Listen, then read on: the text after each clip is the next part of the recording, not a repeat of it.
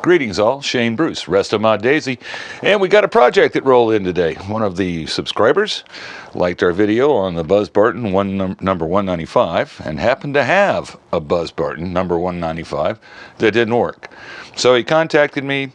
We chitted and chatted back and forth, and the end result was he sent the gun down to me.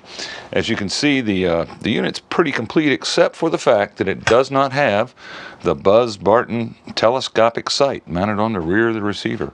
It's gone, but the slot for the front tab is there, and the screw hole for the back tab is there. More on that later. Let's take a look at the buttstock, which is what makes the Buzz Barton 195 kind of special. Now you'll notice this is not just a roll stamp. This is actually a burned emblem. You can notice it was a piece of what do they call that, wood art, where you wood burning? Wood burning. Okay, wood burning. Maybe not an art, but I think it is. And that's one way to distinguish the 195s. The reason that's important to have the buttstock, oh, and then before we run off the buttstock label, take a look at this here on the wrist. That is some almost checkering, and I believe it probably happened a long time ago, because there's some lines on this side, and then there's different lines on that side. But you see how they got the cross pattern going. So somebody made an attempt at checkering the wrist. I think that's pretty cool. And the other cool thing about this gun is it has had a repair. Notice the two big screws on the top of the wrist, and if you can see it, barely see it, there's a little crack that runs across where it popped off in spite of the staples. And the staples were there to prevent that, and yet they did not. Sadness, but not the end of the world. The gun still runs. So the gun came in because it wouldn't shoot.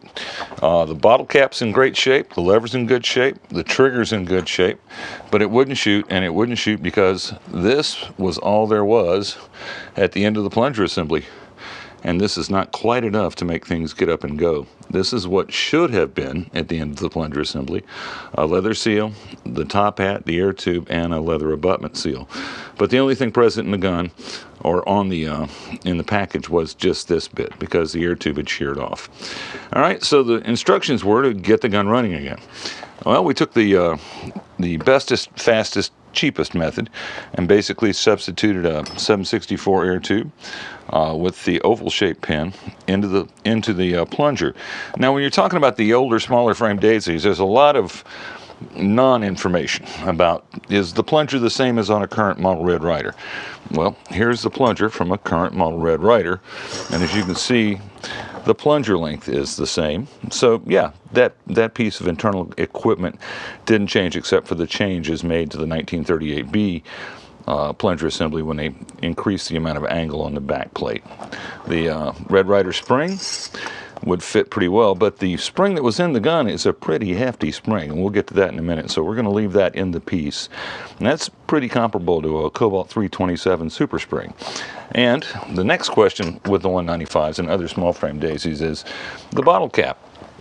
Will the same bottle cap that goes into a 11140 fit a 195? And the answer to that question is yes, they're the same length. So a 195 will take any of the daisy bottle caps that you'll find, aside from the short bottle caps that go with the like 101s and 102s. Those are unique to those guns, a little bit shorter than these. But if you have a 195 and you don't have a bottle cap, you can source one over the internet, or as a secondary choice, you can install the current production Model 25 spring-loaded magazine, which will fit in the gun, and the gun will fire, and gives a pretty substantial performance increase. So we reassembled the gun. We took it through a basic test fire with the factory shot tube, a new set of seals, a 7/16 air tube, the factory mainspring, and factory shot tube. These basic components. The gun was running a pretty respectable 246, 250. Not bad at all for a gun of this vintage. I got curious, so I swapped out the factory shot tube for the Model 25 shot tube. And when I did that, the gun hopped up from about 250 feet a second to roughly 325. So picked up 75 feet a second and made it into thumper territory with just the substitution of the Model 25 shot tube. Don't know if the customer's interested in that or not. He just wants the gun to shoot. But I thought that was pretty interesting.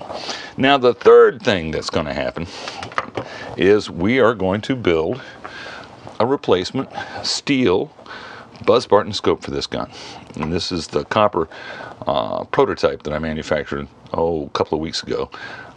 But because we have the correct receiver with the tab here, all we have to do is build a Buzz Barton style scope, which is a straight steel scope with a tab back here for a screw and a little tab of metal there to slide up in that, and then that's on, it's installed. No need for a special spring anchor, which is going to be kind of keen. I've got the piece of steel I'm going to use cooking away now in the vinegar bath so we can pull the galvanization off. It's basically just electrical conduit, which is about the only kind of thin wall steel you can find. Then we'll hack on it a bit with a hacksaw, fire blue it, stick it on the gun, see what it looks like, see if it shoots. So that's where we're at on this particular job. It won't be here at the shop that long because we haven't got that much to do to it, which is different, but a welcome relief. Nice to have stuff come in and go out fairly quickly. That's all we've got for you today, kids. This is Shane Bruce with Restomod Daisy, signing off.